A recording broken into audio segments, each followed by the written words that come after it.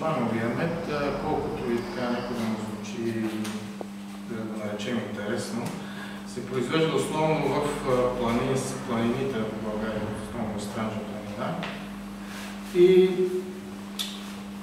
има една листна лъжчица по тия широколистните кори, чието екскременти пчелите облизват, така да се каже, и произвежда този търмен мед, който е с направо така да се окажем от такото на листната въшка се произвежда.